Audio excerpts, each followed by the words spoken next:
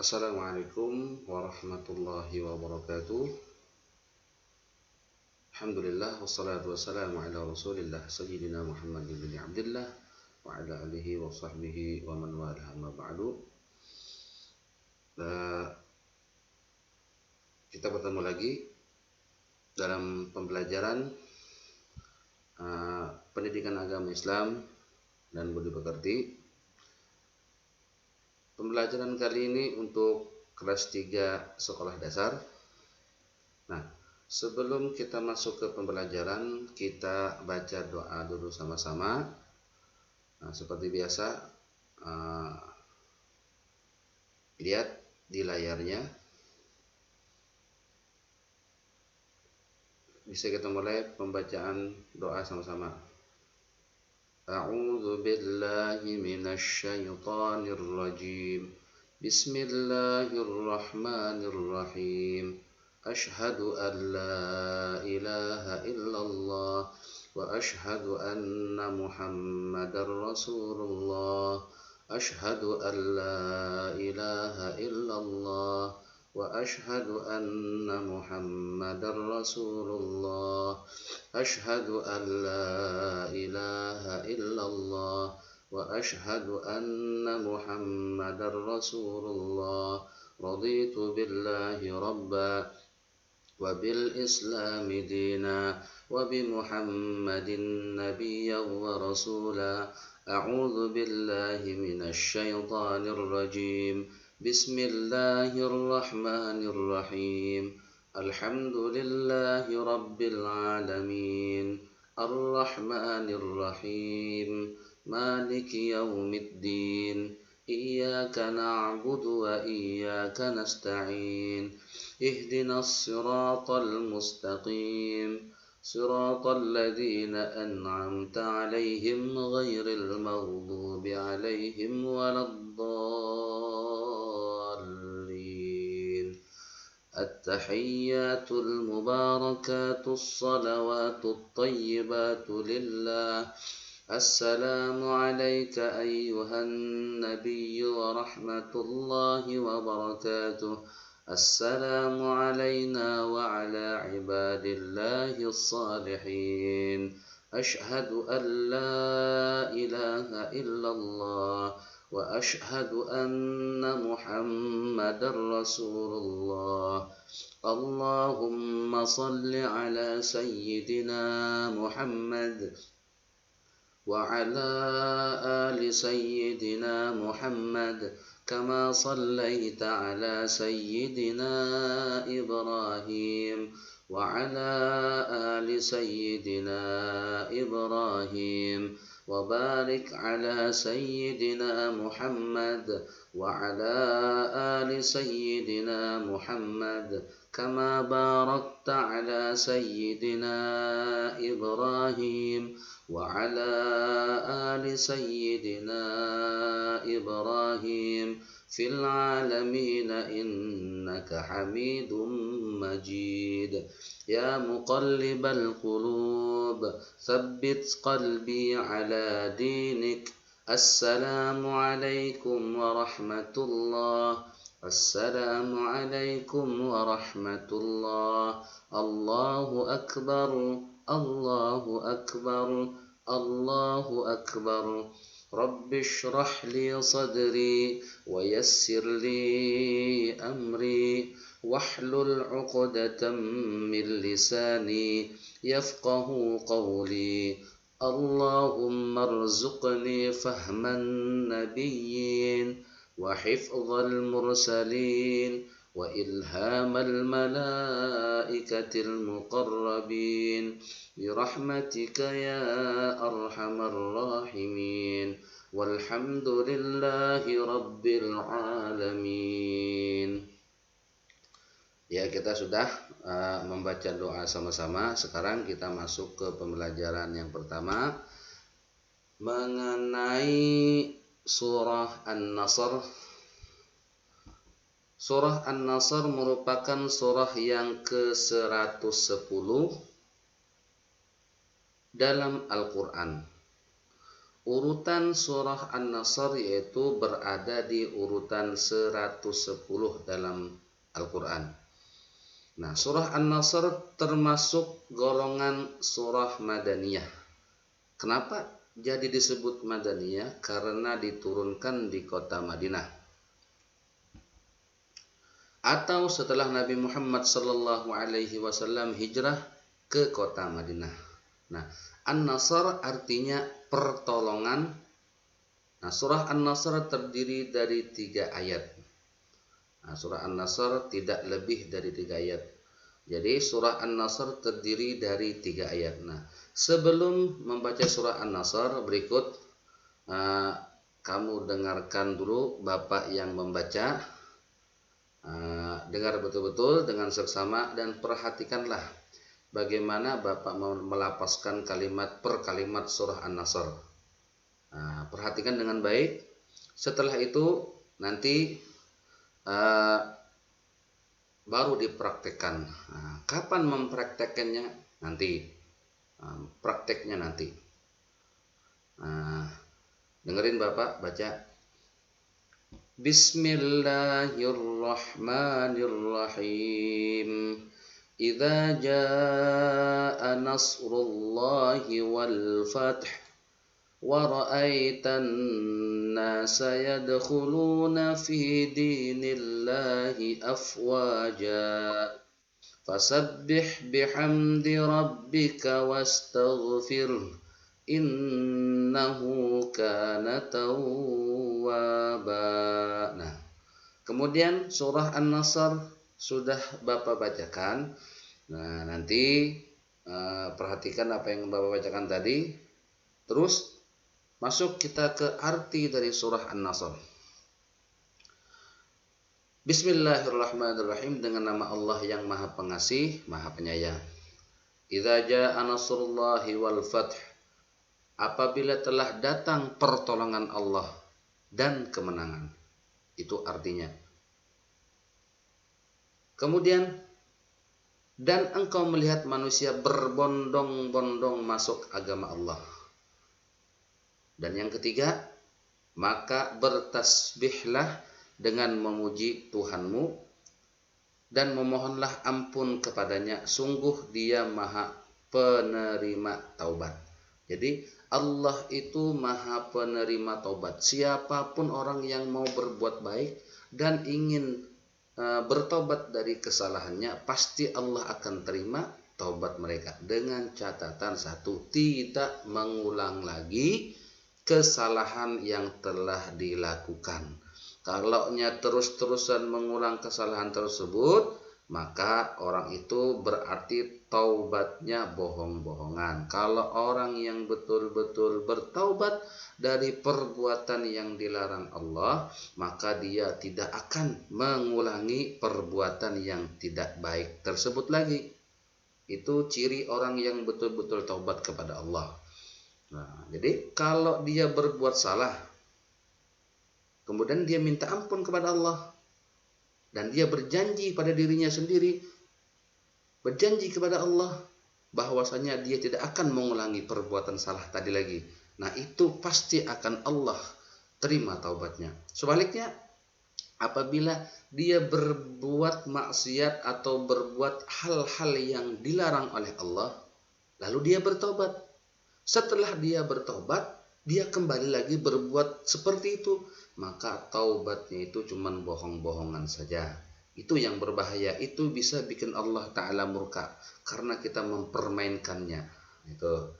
Nah, jadi bertasbihlah dengan memuji Tuhanmu dan memohon ampun kepadanya. Sungguh Dia Maha penerima taubat.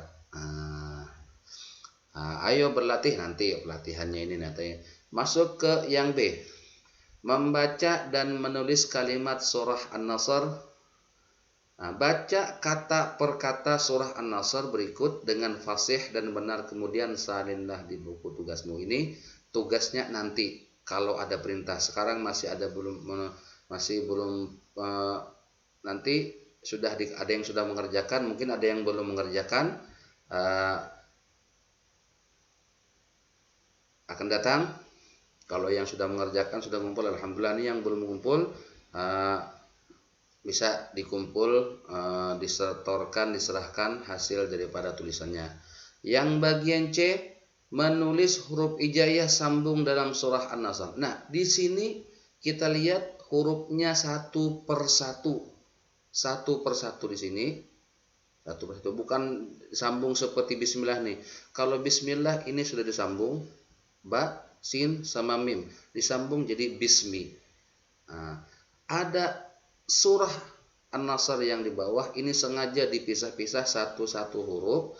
Nah, kamu ketika melihat ini sudah bisa menyambung huruf dengan huruf yang lainnya. Idza jaa, apakah ini bersambung? Jaa nasrullahi wal fath. Nah, ini berpisah, jadi harus bisa menyambung setiap huruf hijaiyah yang dipisahkan tadi. Nah, jadi yang jelas harus hafal dulu surah An-Nasr tersebut. Kemudian lanjut halaman berikutnya yang bagian D, menghafal surah An-Nasr. Nah, menghafal surah An-Nasr. Di sini diperintahkan hafalkanlah surah An-Nasr sesuai harakat dan makhrajnya dengan benar. Jadi jangan sampai salah membaca harakat dan makharijul hurufnya atau makhrajnya. Idza jaa nasrullahi wal fath. Harus betul. Yang mana za, yang mana ja. Bukan kalau hanya baca ijaja, salah. Karena makharijul hurufnya salah. Yang betul idza zazizu, idza jaa nasrullahi wal fath. Nah, itu. Kemudian di antara cara menghafal surah An-Nasr adalah sebagai berikut caranya. Yang pertama, yang A, niat ikhlas karena Allah Ta'ala. Jadi niat kita untuk menghafal itu pertama harus ikhlas. Jangan diiming-imingi apa-apa. Karena kalau kita ikhlas dalam melakukan hal-hal perbuatan kebaikan, maka kita akan merasa senang dengan perbuatan tersebut. Nah, itu. Jadi harus ikhlas. Nah, disuruh guru menghafal, cepat hafal. Setiap Senin ada hafalan, Senin yang akan datang disuruh maju, ternyata tidak hafal. Padahal yang dihafal cuma 1 atau 2, 3 ayat. Alasannya lupa atau segala macam. Padahal waktunya 1 minggu. Tuh. Yang B, cara menghafal surah An-Nasr yang B, yakin dengan sepenuh hati bisa menghafalkannya. Jangan ada keraguan sedikit pun di dalam hati. Oh, aku udah bisa. Jangan begitu, tapi harus yakin, harus optimis. Setiap perbuatan kebaikan kita harus optimis bisa mengerjakannya. Jangan ada keraguan. Yang C, menghafal dengan sungguh-sungguh. Jangan main-main menghafalnya. Sungguh-sungguh menghafalnya. Kalau hanya menghafal sambil main-main, tidak bakalan hafal. Tapi kalau kita bersungguh-sungguh menghafalnya, insya Allah kita pasti akan hafal. Nah, yang D, membaca ayat per ayat surah An-Nasr berulang-ulang. Idza jaa nasrullah, idza jaa nasrullah, idza jaa. Diulang-ulang terus, akhirnya insya Allah akan hafal kita. Yang E, menghafal ayat per ayat hingga lancar. Sudah hafal semuanya, dilancarin lagi. Nah, dibaca lagi supaya lebih lancar. Takutnya ada sedikit lama tidak baca, akhirnya lupa. Yang F, melanjutkan ke ayat berikutnya. Setelah kita hafal satu ayat, hafal, ulangi satu ayat tersebut. Ayat pertama diulang-ulang. Setelah hafal ayat-ayat yang pertama tadi, baru nyambung ke ayat yang kedua. Nah, yang kedua begitu pula. Ayat kedua begitu juga diulang-ulang supaya hafal, sampai hafal baru ayat yang ketiga. Nah, itu. Yang D, mengulangi hafalan ayat pertama dan ayat berikutnya hingga lancar. Setelah hafal ayat yang kedua diulang, baru digabungkan. Antara ayat yang pertama dan ayat yang kedua digabung supaya tidak salah. Nah, kita menghafalnya. Yang H, mengulangi hafalan seluruh ayat hingga lancar. Setelah itu digabung, baru semuanya kita gabung hafalan tadi. Nah, asalnya apa? Asalnya satu ayat per ayat atau ayat per ayat dihafalin, sering-sering dibaca, akhirnya hafal. Nah, yang I, mengulangi hafalan bersama teman. Nah, ini teman penting juga supaya kita ada kegiatan, jadi menghafal dengan teman. Nanti teman membacakan, kita yang baca. teman membacakan, kita yang menjaga. Menjaga apa? Menjaga hafalan teman kita. Nah, sebaliknya bergantian, kita lagi yang membaca, teman kita yang menjaga. Nah, jadi kalau ada kesalahan, teman kita yang negurnya. Oh, kamu salah di sini. Oh, kurangnya di sini. Itu temannya yang memberikan isyarat sebelum maju ke hafalan ke gurunya. Kemudian sini ayo berlatih nanti. Yang isi kandungan surah An-Nasr. Nah, isi kandungan surah An-Nasr surah An-Nasr menjelaskan perintah Allah Subhanahu wa taala kepada Nabi Muhammad sallallahu alaihi wasallam untuk bertasbih dan memuji Allah Subhanahu wa taala. Di antara isi kandungan surah An-Nasr yaitu Allah taala memerintahkan kepada Nabi Muhammad sallallahu alaihi wasallam untuk bertasbih dan memuji Allah Subhanahu wa taala. Ketika mendapatkan pertolongan dan kemenangan dari Allah Subhanahu wa taala. Ketika peristiwa Fathu Makkah, beliau melihat orang-orang memeluk Islam secara berbondong-bondong. Itu karena apa? Karena beliau selalu bertasbih dan memuji Allah Subhanahu wa taala. Akhirnya Allah taala tolong semua apa yang kita kerjakan. Begitu juga kita, kalaunya kita ingin dapat pertolongan dari Allah dalam hal apapun, banyak-banyaklah memuji Allah taala dan banyak-banyaklah bertasbih kepada Allah. Terus Nabi Muhammad SAW juga diperintahkan untuk meminta ampunan Allah untuk dirinya dan orang-orang beriman. Allah Subhanahu wa taala Maha penerima taubat. Tadi sudah taubat yang betul-betul bagaimana? Harus tidak boleh mengulangi perbuatan kesalahan itu lagi untuk yang kesekian kalinya. Kalau pengen taubat kita diterima oleh Allah taala, tidak mengulangi lagi perbuatan tersebut. Tapi kalau kita bertobat besoknya mengulangi lagi, nanti bertobat lagi mengulangi lagi, itu namanya taubat sambal. Paham taubat sambal? Taubat sambal itu ialah ketika kita makan cabai, kepedesan untuk mulut kita kepedesan makan cabai. Nah, di situ kita, wah, saya kalau begini tidak mau lagi makan sambal karena mulut saya sudah pedas. Dan taunya besok karena keenakan makan lagi sambal, itu namanya taubat sambal. Nah itu, di sini jangan seperti itu. Ketika kita bertobat dari perbuatan maksiat kepada Allah taala, maka kita betul-betul menghindari dan jangan berbuat perbuatan yang tidak baik itu lagi. Nah, Allah Subhanahu akan menerima taubat hamba-hambanya. Allah Subhanahu wa taala akan memaafkan kesalahan-kesalahan yang berat yang mereka lakukan. Semua kesalahan manusia akan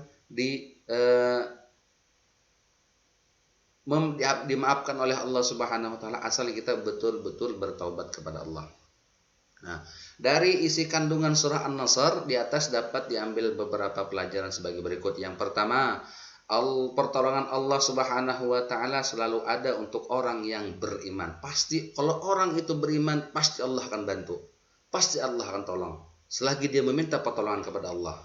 Tapi kalau dia meminta pertolongan selain Allah, Allah tidak akan bantu. Yang kedua, perintah untuk bertasbih dan memuji Allah Subhanahu wa taala ketika mendapatkan kegembiraan, ada dapat kesukaan, dapat nikmat, maka kita ucapkan tasbih kepada Allah taala, memuji Allah taala, bersyukur kepada Allah taala. Ketika kita mendapatkan kegembiraan, entah gembiranya baik itu kabar, entah gembiranya itu dalam bentuk benda atau apa, nah itu kita disuruh untuk bertasbih kepada Allah, memuji kepada Allah. Itu. Yang ketiga, perintah untuk bertaubat kepada Allah Subhanahu wa taala jika melakukan kesalahan. Ketika kita berbuat salah, cepat-cepat bertaubat kepada Allah. Dan kita yakin, kita berjanji tidak akan mengulangi perbuatan itu lagi. Kemudian anak muslim beriman hendaknya berusaha mengamalkan pelajaran di atas agar dicintai dan disayangi Allah Subhanahu wa taala dan Rasulnya itu. Jadi anak muslim itu harus mengamalkan, berusaha mengamalkan pelajaran di atas. Apa? Pelajaran semua penjelasan tadi harus diamalkan sebagai anak muslim. Jangan sampai kita tidak mengamalkan itu, supaya kita menjadi betul-betul menjadi anak yang soleh dan betul-betul kita bertaubat kepada Allah. Itu. Lanjut, kemudian pendalaman karakter. Setelah mempelajari pelajaran surah An-Nasr, kamu harus memiliki perilaku seperti berikut. 1. Nih setelah kita belajar, oh begini, ternyata surah An-Nasr begini. Apa yang harus kita lakukan? Nah, yaitu berani melakukan amal baik. Jangan sampai kita ragu untuk berbuat baik. Nah, yang kedua, yakin bahwa pertolongan Allah selalu ada. Di hati kita harus merasa yakin bahwasanya Allah Ta'ala pasti menolong bagi orang-orang baik.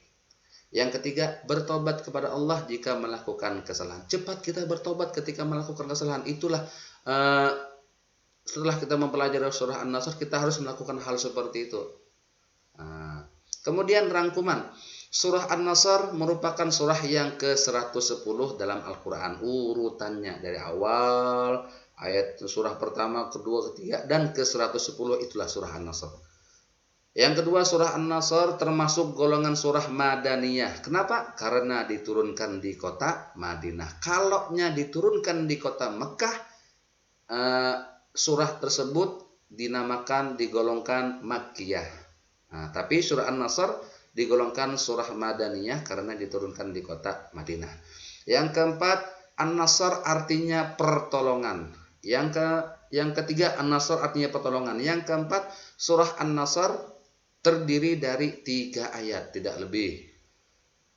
Yang kelima, surah An-Nasr menjelaskan kemenangan yang dicapai Nabi Muhammad SAW pada waktu itu. Nabi Muhammad SAW dan para sahabat menghadapi kaum Quraisy yang mengingkari ajaran Islam.